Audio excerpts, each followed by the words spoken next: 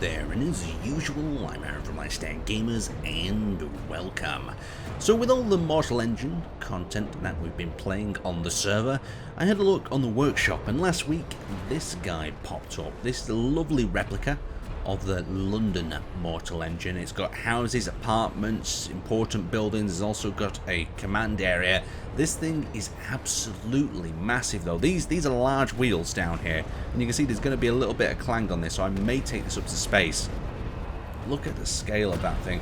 This mouth area, these doors are large enough to eat a whole rover. There is lots of moving parts in this thing, and I think that's why it's been a little bit clangy. But let's take this up to space and see if it does any better up there. So we'll delete that for the moment.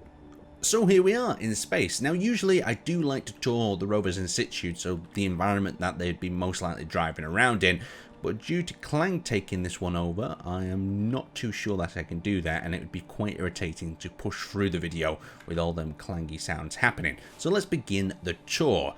Now the business end of the London Mortal Engine here is this giant door.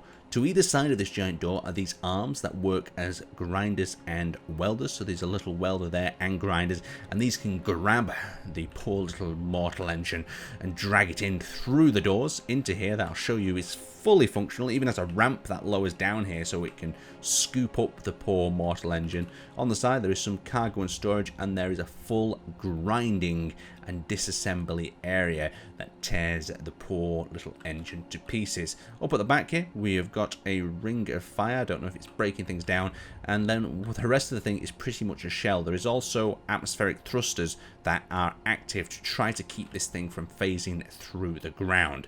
So let's continue around the exterior and then we'll fire it up in a moment. So on the lower deck you'll notice that we've got these cool little lion type statues representing the London, sort of England emblem, I'm guessing. And each one of these apartments is actually 2 astronaut scale. That is quite crazy. Look, this is just one row. And you can see that these, you could detail these out, I guess, but your block counts are just going to go up, and a lot of them have been micro sort of size. You see like one area there just to create a lot more detail. But looking up, that is just amazing. It's amazing. It looks good from a distance, but when you do get close, you can see that it's not designed for people to run around and really move on. It is definitely a feature piece. So let's continue having a look. So we've got the next deck up that features some more nice little apartment buildings. There isn't anything in these. They're just hollow shells. As I said, it's more, well, form over function in this degree. You can see this wraps around to this tail section. All these apartments here on the back. You've got this giant steam engine. Well, it's not maybe a steam engine, I don't particularly know, but it's some sort of wheel-based drive mechanism or something else. People with more Mortal Engine experience might be able to explain what this wheel does in the comment section below. So as we come around this side, you can see it is quite identical. We've got some wind turbines here as well, so if the thing does become stopped, it can become a static grid. And then up to the upper levels, you'll see the apartments get a little fancier, and there's even some trees here. Look at these little trees. These are cool. These little square block type trees.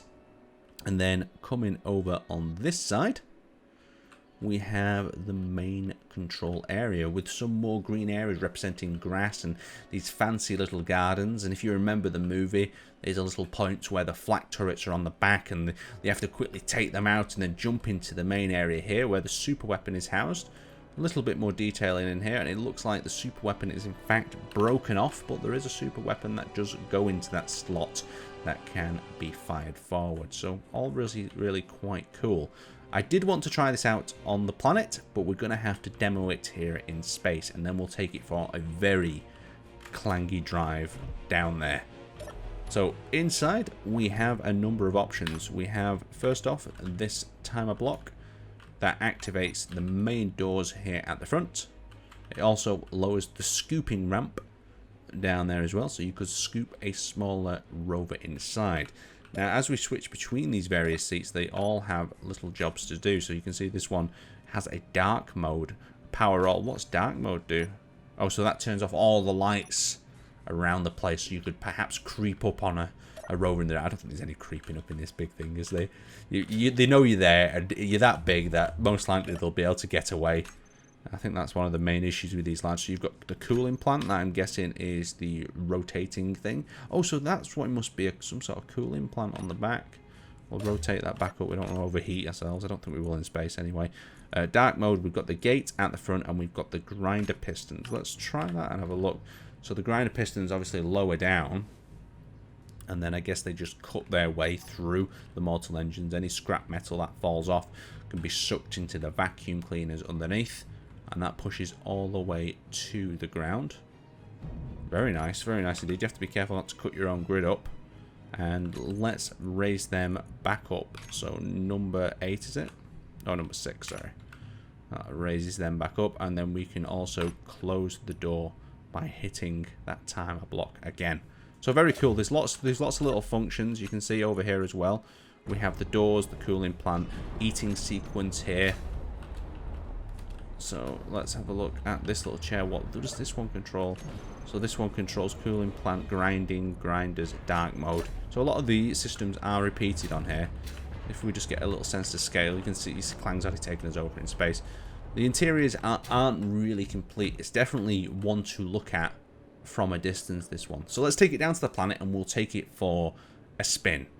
I am worried about this. I'm going to put big warning here for you. So we are now freshly pasted in down on the planet. You can see there's a little bit of Clang taking over, but we're going to go straight up into the cockpit and see how this thing performs. Oh, it's definitely a shaky one, this one. You don't want to be controlling it from inside this cockpit. So what we're currently doing is we're going to control it. So we've took the wheel lock off here. This is how it is currently moving. Let's just retract our wheels and do a little bit of a jump. Yeah, there we go. So we are moving, but of course we're moving at a very steady rate. Now what the creator of this has done has put some thrusters tucked inside it so we don't apply as much pressure to the ground.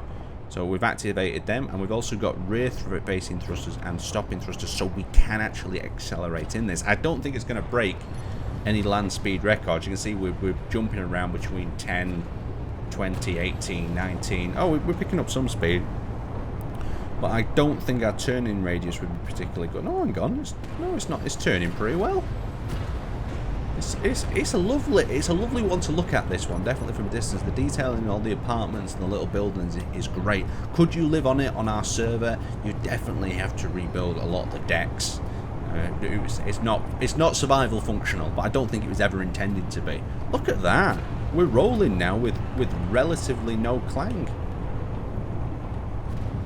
Oh no, oh, we hit a button and we were turning really sharply. What we need to do though is we need to test its off-road capability, and we all know the trees in SE don't particularly like to be ran over.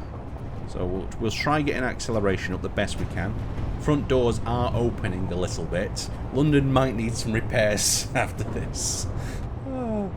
And we're dropping speed, so we've also got a bit of wheel rub by the look of it as well, because if we do change direction of the wheels much, speed does drop. So we've got a full lock over left.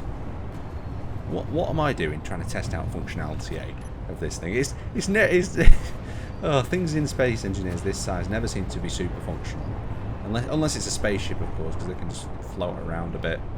And let's give it some. Come on, full power, everything that she's got.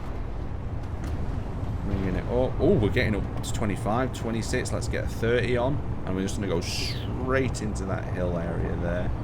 If we can, give it a little bit of a tilt left. Try not to lose. Oh, you lose a lot of speed when turning. A little more. I just want to see if it can climb up onto this area. I know it's probably not going to be able to. We're going to need some serious momentum. Because I think the actual one in the movie, each of these little leg areas with wheels on articulates up and down individually, so it can, you know, traverse terrain like this. But I think we're going to hit some of SE's super tough trees and just get stuck there, because that's what they always seem to do. Oh, there we go. It's absolutely killed our momentum. Our doors are flung open. We are now eating the trees. We have gone green. So there we go. I will hit the accelerator down. I don't think we're going to be able to climb this hill yet. Wheels are pretty much off the ground.